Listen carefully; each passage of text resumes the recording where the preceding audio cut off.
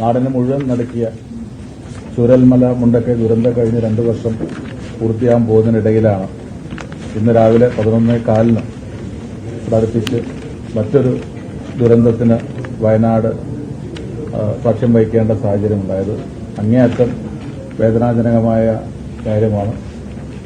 അപ്രതീക്ഷിതമായ മലയിടിച്ചിലിൽ ഉണ്ടായ പ്രയാസങ്ങളും അതുമായി ബന്ധപ്പെട്ട കാഷ്വാലിറ്റിയുമൊക്കെ നിങ്ങൾ ഇതിനകം തന്നെ അറിഞ്ഞു കാണും. അപ്പോൾ അതുമായി ബന്ധപ്പെട്ട് അറിഞ്ഞ ഉടനെ തന്നെ ജില്ലാ കലക്ടർ സംഭവ സ്ഥലത്തെത്തുകയും ജില്ലയിലെ മുഴുവൻ സംവിധാനങ്ങളും അതിനനുസരിച്ച് ഉണർന്ന് പ്രവർത്തിക്കുകയും നിലവിലൊരു സിസ്റ്റം നമുക്കറിയാം.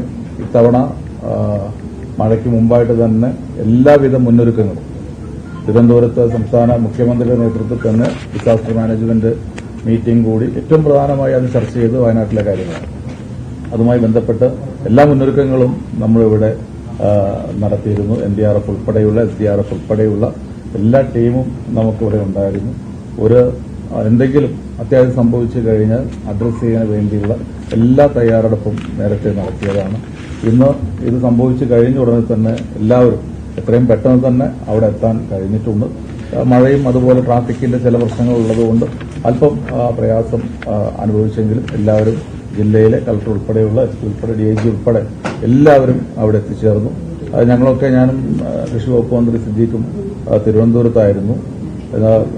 ഇത് CM-ഉമായിട്ടുള്ള മീറ്റിംഗ് നടന്നുകൊണ്ടിരിക്കുന്ന ഇടയിലാണ് കാര്യങ്ങൾ അറിഞ്ഞത്. CM അപ്പോൾ തന്നെ ജില്ലയിലെ ഇതുമായി ബന്ധപ്പെട്ട് കളക്ടറുമായി ബന്ധപ്പെട്ടു. അതോടൊപ്പം തന്നെ അദ്ദേഹത്തിന്റെ കൂടി നിർദ്ദേശപ്രകാരമാണ് ഞാനും കൃഷി വകുപ്പ് മന്ത്രി സിദ്ദീഖും ഇവിടെ എത്തിച്ചത്. നിങ്ങൾക്ക് എല്ലാവർക്കും അറിവുള്ളതുപോലെ തന്നെ ഒരു വല്ലാത്ത ഒരവസ്ഥയാണ് അവിടെ നിലനിൽക്കുന്നത്. നമ്മൾ ഒരു വലിയ രീതിയിലുള്ള മണ്ണിടിച്ചിൽ തന്നെ അവിടെ ഉണ്ടായിട്ടുണ്ട്. അതിന്റെ കാരണങ്ങൾ മറ്റു വിശദാംശങ്ങളൊക്കെ പിന്നീട് ആലോചിക്കാം. ഞങ്ങളിപ്പോൾ ആലോചിച്ച വളരെ വിശദമായൊരു മീറ്റിംഗ് ഞങ്ങൾ എടുത്തു. ജില്ലയിലെ ഒഫീഷ്യൽസ് മുഴുവൻ ഉണ്ടായിരുന്നു. ഇപ്രാവശ്യം ഞങ്ങൾ ഒറ്റ ഫോക്കസാണ് കൊടുക്കുന്നത്. റെസ്ക്യൂ ഓപ്പറേഷന്റെ കാര്യത്തിലാണ് ഞങ്ങൾ ശ്രദ്ധിക്കുന്നത്. അത് കഴിഞ്ഞ് മറ്റു കാര്യങ്ങളെക്കുറിച്ച് ഗവൺമെന്റ് ആലോചിക്കും. ആ റെസ്ക്യൂ ഓപ്പറേഷനകത്ത് ഏറ്റവും നല്ല രീതിയിൽ കാര്യങ്ങൾ നടക്കുന്നുണ്ട്. ഇപ്പോൾ ചെറിയ മഴയും കാലാവസ്ഥയുടെ പ്രതികൂലമായ അവസ്ഥ ഉണ്ടായിട്ട് പോലും റെസ്ക്യൂ ഓപ്പറേഷൻ നല്ല രീതിയിൽ അവിടെ നടന്നുകൊണ്ടിരിക്കുകയാണ്. ഇതിനകം തന്നെ ലഭിച്ച അവിടുന്ന് രക്ഷപ്പെടുത്തിയവരും മരണപ്പെട്ടവരുടെ വിവരങ്ങളും കാര്യങ്ങളൊക്കെ കൃഷി വകുപ്പ് മന്ത്രി നമ്മളോട് ഡീറ്റെയിൽഡായിട്ട് പറയും. പക്ഷെ നമ്മളെ സംബന്ധിച്ചിടത്തോളം ഇത് വളരെ വേദന ഉണ്ടാക്കുന്ന ഒന്നാണ്. അതിന്റെ കാര്യകാരണങ്ങളിലേക്ക് ഞാൻ ഒരിക്കൽ കൂടി പറയുന്നു. ഇപ്പോൾ പോകുന്നില്ല. ഇപ്പോൾ റെസ്ക്യൂ ഓപ്പറേഷൻ രാത്രി വൈകിയാണെങ്കിൽ എത്ര മാത്രം കാലാവസ്ഥ നമുക്ക് പ്രതികൂലമാകുന്നത് വരെയുള്ള റെസ്ക്യൂ ഓപ്പറേഷൻ നമ്മൾ തുടരും. ഇനിയും അവരുടെ ഇതുമായി ബന്ധപ്പെട്ട കമ്പനിയുടെ അവർ തന്നിട്ടുള്ള കണക്കനുസരിച്ച് ഏതാണ്ട് 5 പേര് ഇപ്പോഴും മിസ്സിംഗ് ആണ്. അവരെ കണ്ടെത്തുന്നതിന് വേണ്ടിയുള്ള ശ്രമം. അതുപോലെ തന്നെ റോഡ് കംപ്ലീറ്റ് ബ്ലോക്കാണ്. അപ്പോൾ അത് നമുക്ക് ശരിയാക്കി എടുക്കണം. അത് അങ്ങനെ ബ്ലോക്ക് ഒഴിവാക്കിയെങ്കിലേ നമുക്ക് മറ്റ് റെസ്ക്യൂ ഉള്ള സ്ഥലങ്ങളിലേക്ക് കൂടുതൽ വളരെ പെട്ടെന്ന് കാര്യങ്ങൾ ചെയ്യാൻ കഴിയുള്ളൂ. അതൊക്കെ ഇന്ന് രാത്രി പൂർത്തീകരിക്കുന്നതിനെ കുറിച്ചാണ് ഞങ്ങൾ ചർച്ച ചെയ്തത്. അപ്പോൾ വളരെ നല്ലൊരു മീറ്റിംഗ് ആയിരുന്നു. ഞങ്ങൾക്ക് എത്രയും പെട്ടെന്ന് റെസ്ക്യൂ ഓപ്പറേഷൻ നാളത്തെ വൈകുന്നേരത്തോടു കൂടി തന്നെ പൂർത്തീകരിക്കണം എന്നുള്ള മിസ്സിംഗ് ആയ 5 ആളുകളെ തന്നെ എത്രയും പെട്ടെന്ന് കണ്ടെത്തണം എന്ന ആഗ്രഹത്തിലാണ് എല്ലാ കാര്യങ്ങളും ക്രമീകരിച്ചിട്ടുള്ളത്. അതുമായി ബന്ധപ്പെട്ട വളരെ വിശദമായ ഡിസ്കഷൻ നടന്നു. ബന്ധപ്പെട്ട കാര്യങ്ങൾ കൽപ്പറ്റയുടെ MLA കൂടിയായ കൃഷി വകുപ്പ് മന്ത്രി സിദ്ദീഖ് വളരെ വിശദമായിട്ട് നിങ്ങളോട് യോഗ തീരുമാനങ്ങളെക്കുറിച്ചും ബന്ധപ്പെട്ട കാര്യങ്ങൾ നിങ്ങളോട് പറയും. ഏറെ സങ്കടകരമായിട്ടുള്ള ഈ സാഹചര്യം തുടക്കത്തിൽ തന്നെ വളരെ നന്നായി മനുഷ്യസാധ്യമായിട്ടുള്ള എല്ലാ ഏകോപനവും ജില്ലാ കലക്ടറുടെ നേതൃത്വത്തിൽ സംസ്ഥാന സർക്കാരിന്റെ നേതൃത്വത്തിൽ ദ്രുതഗതിയിൽ ആക്ട് ചെയ്യുകയും പരമാവധി സംവിധാനങ്ങൾ ഇങ്ങോട്ട് എത്തിക്കാനുള്ള നടപടികൾക്ക് നേതൃത്വം കൊടുത്തു. NDRFന്റെ വയനാട്ടിലുള്ള സംഘവും കോഴിക്കോടുള്ള സംഘവും അതുപോലെ ഫയർ ഉൾപ്പെടെ സിവിൽ ഡിഫൻസ് ഉൾപ്പെടെയുള്ള എല്ലാ സംവിധാനങ്ങളും അതിന്റെ ഭാഗമായിട്ടുള്ള ഏകോപന പ്രവർത്തനങ്ങൾക്ക് നേതൃത്വം കൊടുത്തു. പൊതുസമൂഹത്തിന്റെ ഭാഗത്തു നിന്നും നല്ല രീതിയിലുള്ള നിർലോഭമായിട്ടുള്ള സഹകരണം ലഭ്യമാവുകയുണ്ടായി. ഇതിൽ ഇനി 1-2 പ്രധാനപ്പെട്ട കാര്യങ്ങൾ നിങ്ങളുമായി പങ്കുവയ്ക്കുന്നു. ഇപ്പോഴുള്ള എല്ലാ ശ്രദ്ധയും 2 കാര്യത്തിൽ ഏകോപനം നടത്താനുള്ള ഒരു കോൺസെൻട്രേഷൻ കൊടുക്കാൻ ഇന്നത്തെ യോഗത്തിൽ തീരുമാനിച്ചു. ഒന്ന്, റോഡ് ഗതാഗത യോഗ്യമാക്കി മാറ്റാൻ. ആ പ്രവർത്തനം ദ്രുതഗതിയിൽ മുന്നോട്ട് കൊണ്ടുപോകാനും അഡീഷണൽ ആയിട്ടുള്ള എക്യുപ്മെന്റ്സ് എത്തിക്കാനുള്ള തീരുമാനമെടുത്തു. രണ്ടാമത്തത് 4 സോണുകളാക്കി തിരിച്ച് വളരെ ശാസ്ത്രീയമായിട്ടുള്ള പരിശോധന ഉൾപ്പെടെ എല്ലാ സംവിധാനങ്ങളും ഉപയോഗിച്ചുകൊണ്ടുള്ള പരിശോധനയ്ക്ക് തീരുമാനമെടുക്കുകയാണ്. 4 സോണുകളാക്കി. ആ സോണുകളാക്കിയിട്ടുള്ള പരിശോധന ഇപ്പൊ തന്നെ ആരംഭിക്കുകയാണ്. അതിൽ ലൈവ് ജീവിച്ചിരിക്കുന്ന ഏതെങ്കിലും അംശമുണ്ടെങ്കിൽ അത് ഡിറ്റക്ട് ചെയ്യാനുള്ളതായിരിക്കുന്ന 2 ഡോഗ്സ്, അതിന്റെ സാന്നിധ്യം നമുക്ക് ഓൾറെഡി ഇവിടെ എത്തിയിട്ടുണ്ട്. രണ്ടാമത്തത്, മരണപ്പെട്ട് കഴിഞ്ഞാൽ ഡിറ്റക്ട് ചെയ്യാനുള്ളതായ കെഡാവർ ഡോഗ്സ്, ആ കെഡാവർ ഡോഗ്സും ഇവിടെ എത്തിക്കഴിഞ്ഞു. അപ്പോൾ ഇതെല്ലാം ഉപയോഗിച്ചുകൊണ്ടുള്ളതായിരിക്കുന്ന NDRFന്റെ 66 അംഗ ടീം അതിന്റെ ഫുൾ സ്വിംഗ് ഓപ്പറേഷൻസിന് മറ്റുള്ള ഘടകങ്ങളോടൊപ്പം ഇതിന്റെ പ്രവർത്തനങ്ങൾക്ക് നേതൃത്വം കൊടുക്കുക. മറ്റൊരു പ്രധാനപ്പെട്ട കാര്യം, നാളെ മുതൽ അങ്ങോട്ടിപ്പം ഫയർ ആൻഡ് റെസ്ക്യൂവിന്റെ 100-ൽ പരം ആളുകളുടെ സേവനം ഇന്ന് ലഭ്യമായിട്ടുണ്ട്. നാളെ അതേപോലെ തന്നെ ഒട്ടും കുറയാതെ 110 ഫയർ ആളുകളുടെ സാന്നിധ്യവും അതുപോലെ സിവിൽ ഡിഫൻസ് ഉൾപ്പെടെയുള്ള വോളണ്ടിയേഴ്സിന്റെ സാന്നിധ്യവും ഉറപ്പുവരുത്താനുള്ള നടപടികൾ ഇതിന്റെ ഭാഗമായി ക്രമീകരിച്ചിട്ടുണ്ട്. പോലീസ് ഉൾപ്പെടെ മറ്റുള്ള സംവിധാനങ്ങളോടൊപ്പം. മറ്റൊരു പ്രധാനപ്പെട്ട കാര്യം, മരണപ്പെട്ടതായിരിക്കുന്ന ആളുകളുടെ ബോഡി അതിന്റെ പോസ്റ്റ്മോർട്ടം നടപടികൾ പൂർത്തിയായി കോഴിക്കോട് മെഡിക്കൽ കോളേജിൽ നിന്ന് എംബാം ചെയ്യാനുള്ള നടപടികൾ ആരംഭിക്കും.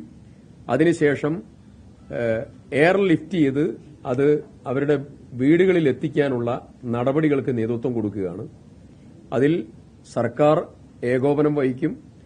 അതിൽ കൊങ്കൺ റെയിൽവേയുടെ ഏകോപനമുണ്ട്. അവരുടെ ജീവനക്കാർ എന്നുള്ള നിലയിൽ അവരുടെ ഏകോപനമുണ്ട്. സർക്കാരിന്റെ ഏകോപനമുണ്ട്. അവരുടെ വീടുകളിൽ എത്തിക്കാനുള്ള നടപടികൾ മുന്നോട്ട് കൊണ്ടുപോവുകയാണ്. ഇതിൽ കാണാതായ രാഹുൽ എന്ന് പറയുന്ന ഒരാളുടെ കുടുംബം, ഭാര്യ ഇവിടെ സ്ഥലത്തുണ്ട്.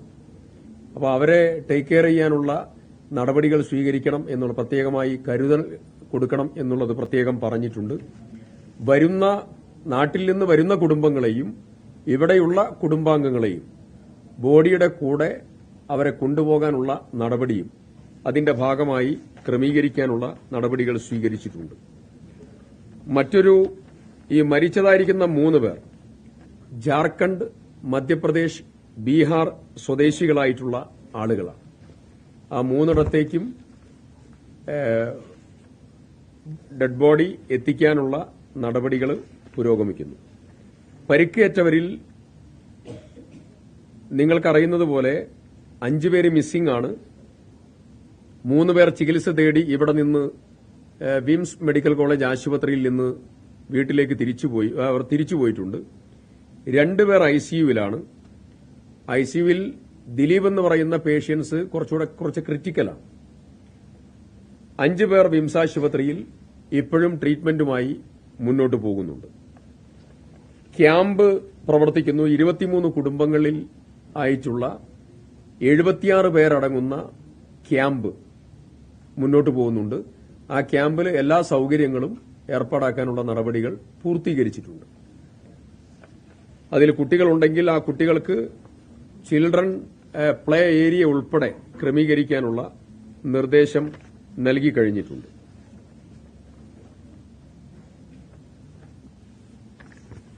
അഡീഷണൽ ആയിട്ടുള്ള ഉപകരണങ്ങൾ, പരിശോധനയ്ക്ക് വേണ്ടിയിട്ടുള്ള അഡീഷണൽ ആയിട്ടുള്ള ഉപകരണങ്ങൾ മുഴുവൻ ക്രമീകരിച്ചു കഴിഞ്ഞു. ഹിറ്റാച്ചി, JCB നിലവിലുള്ളതിന്റെ കൂടെ 4 സോണുകളാക്കിയും അതുപോലെ റോഡിന്റെയും പൂർണ്ണ തോതിലുള്ളതായ പരിശോധനയും റോഡ് ഗതാഗത യോഗ്യമാക്കാനും വേണ്ടിയിട്ടുള്ള നടപടികളുടെ ഭാഗമായി ഏതൊക്കെ അഡീഷണൽ ഉപകരണങ്ങൾ വേണോ ആ ഉപകരണങ്ങൾ മുഴുവൻ എത്തിക്കാനുള്ള നടപടികൾ സ്വീകരിച്ചു. ഓരോ കാര്യത്തിനുമുള്ള പ്രത്യേകമായിട്ടുള്ള ചുമതലകളും മീറ്റിംഗിൽ വെച്ചുകൊണ്ട് പ്രത്യേകം കൊടുത്തു. ഉപകരണങ്ങളുടെ ചുമതല KRFBക്ക് കൊടുത്തു. അത് ശ്രീ ജിതിൻ അതിന്റെ ചുമതല വഹിക്കും. ബോഡിയും പരിക്കേറ്റവരുമായി ബന്ധപ്പെട്ടതായിരിക്കുന്ന ചുമതല ഏകോപനം ജില്ലാ കലക്ടറും അതുപോലെ DMOയും അതിന്റെ പ്രവർത്തനങ്ങൾക്ക് നേതൃത്വം കൊടുക്കും.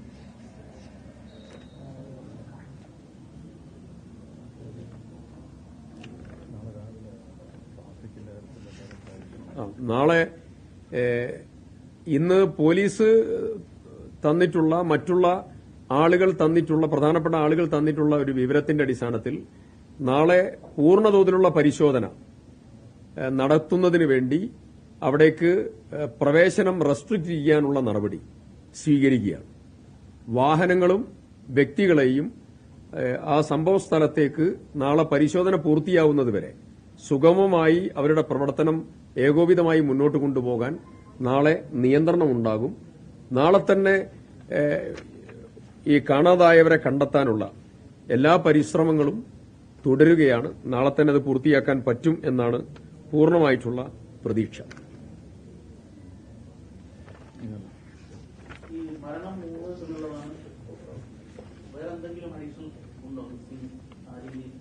മിസ്സിംഗ് പറഞ്ഞു, 5 മിസ്സിംഗ് പറഞ്ഞു, 5 പേര്, 3 മരണം. അതായത് പിന്നെ പേരുകൾ പറയാം. 5 പേരാണ് മിസ്സിംഗ്. 1 വിക്രം റാണ, 2 രാഹുൽ, 3 മുഹമ്മദ് ഇമ്രാൻ, രാകേഷ്, അടുത്തത് അസറുദ്ദീൻ അൻസാരി. മരണപ്പെട്ട 3 പേർ ചന്ദ്രഭാൻ, ബികാഷ് കുമാർ, ആൻമോൾ. ഈ 3 പേരാണ് മരണപ്പെട്ടത്. അങ്ങനെയുള്ള ഒരു വിവരം ഇതുവരെ ലഭ്യമല്ല. 5 പേരും മറ്റ് സ്റ്റേറ്റുകളിൽ നിന്ന് വന്നാണ്. ഏതാ? അത് NDRF ആണ് അതിന്റെ ഒരു ക്രമീകരണം ചെയ്യുന്നത്. NDRFന്റെ നേതൃത്വത്തിലാണ് 4 മേഖലകളാക്കി തിരിച്ച് ഡിവൈഡ് ചെയ്ത് അത് പരിശോധന നടത്തുമ്പോഴുള്ള ഒരു സമീപനമാണ്. നമ്മൾ കഴിഞ്ഞ ചൂരമല മുണ്ടകൈ സമയത്തും വ്യത്യസ്തമായിട്ടുള്ള സോണുകളാക്കിയിട്ടാണ് നമ്മൾ അതിന്റെ ഓപ്പറേറ്റീവ് പാർട്ട് ചെയ്തത്. അതേ സമാനമായിട്ടുള്ള രീതിയിൽ ഇതിനും സോണുകളാക്കി തിരിച്ച് ക്രമീകരിക്കും. കൂടുതൽ പേരുള്ളതായിട്ടുള്ള ഒരു വിവരവും നമുക്കില്ല. നിലവിലുള്ള കണക്ക് കൃത്യമാണ് എന്നുള്ളതാണ് നമ്മുടെ ബോധ്യം. അതെ,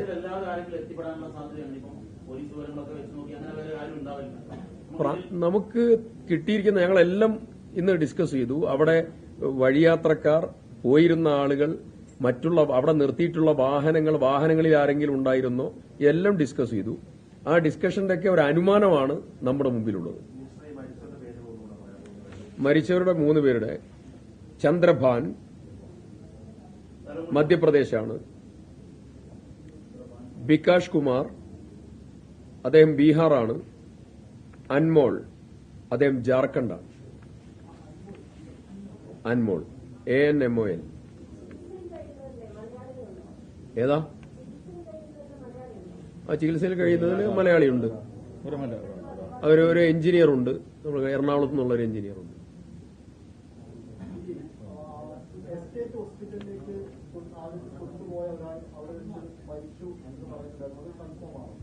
ഏതാ?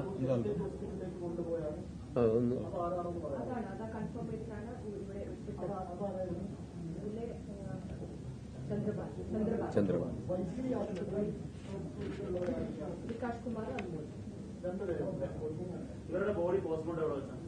പോസ്റ്റ്മോർട്ടം കഴിഞ്ഞു. വൈത്തിരി താലൂക്ക് ആശുപത്രിയിൽ വെച്ച് പോസ്റ്റ്മോർട്ടം കഴിഞ്ഞു. നാളെ എൻബാം ചെയ്യുന്ന പ്രോസസ് നാളെ കോഴിക്കോട് മെഡിക്കൽ കോളേജിൽ വെച്ചുകൊണ്ട് നടത്തും. ഇന്ന് ബോഡി അങ്ങോട്ട് ഷിഫ്റ്റ് ചെയ്യും. അതെ അതെ അതെ അതെ അവനും ഇതിന്റെ ജോലിന്റെ ഭാഗമായിട്ടുള്ള ഞങ്ങൾ സംസാരിച്ചു. വിവരങ്ങളൊക്കെ ആരാഞ്ഞു, എവിടുന്ന് എന്താ സംഭവിച്ചെന്നുള്ളത്. അദ്ദേഹത്തിന്റെ വെർഷൻ പറഞ്ഞു.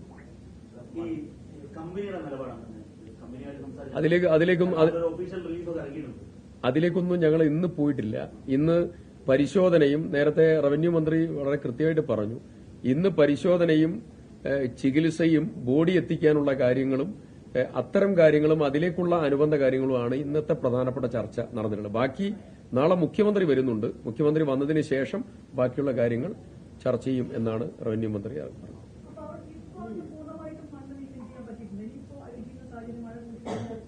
മഴ കൂടുകയാണെങ്കിൽ നമ്മുടെ നിലവിൽ നടക്കുന്ന റോഡിന്റെ ക്രമീകരണവും അതുപോലെ 4 സോണുകളാക്കി തിരിച്ചുകൊണ്ടുള്ളതായിരിക്കുന്ന പരിശോധനകളും ബുദ്ധിമുട്ട് വരും. അപ്പൊ അതോടെ നോക്കിയിട്ടേ ചെയ്യൂ.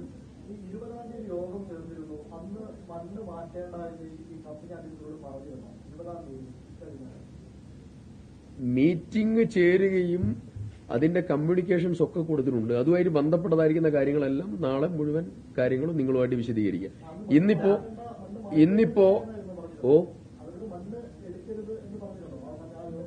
അല്ല, അത് ഒരു മീറ്റിംഗ് ചേർന്ന് മീറ്റിംഗിലുള്ളതായിരിക്കുന്ന കൃത്യമായിട്ടുള്ള തീരുമാനമെടുത്ത് ആ തീരുമാനത്തിന്റെ കമ്മ്യൂണിക്കേഷൻ കൃത്യമായി പോയിട്ടുണ്ട്. ഞാൻ പറഞ്ഞ അത്തരം കാര്യങ്ങളൊക്കെ നമുക്ക് ഇന്ന് നമ്മൾ ഫോക്കസ് കൊടുക്കുന്ന ഈ കാര്യത്തിലാണ്. അത്തരം കാര്യങ്ങളൊക്കെ നമ്മൾ ഇന്ന് ചർച്ച ചെയ്യേണ്ട കാര്യമില്ല. ഇന്ന് നമുക്ക് ഇപ്പോഴും 5 പേര് മിസ്സിംഗ് ആണ്. 5 പേര് മിസ്സിംഗ് ആകുമ്പോൾ അതിലേക്കാണ് നമ്മൾ നോക്കുന്നത്. ഗവൺമെന്റിന്റെ പ്രയോറിറ്റി അതാണ്. പക്ഷേ ഈ ഒരു ഇത്രയും വലിയൊരു ദുരന്തം ഉണ്ടായ സാഹചര്യത്തിൽ മറ്റു കാര്യങ്ങളൊക്കെ നമുക്ക് എന്തായാലും ആലോചിക്കേണ്ടി വരും. പക്ഷേ ഇന്ന് നമ്മൾ ഫോക്കസ് കൊടുക്കുന്ന ഇതിലേക്കാണ്. നാളെ മുഖ്യമന്ത്രി കൂടി വന്നതിന് ശേഷം അദ്ദേഹം ആലോചിച്ച് മറ്റു കാര്യങ്ങൾ ഡീറ്റെയിൽ ഡിസ്കസ് ചെയ്തതിനു ശേഷം നമുക്ക് പറയാം.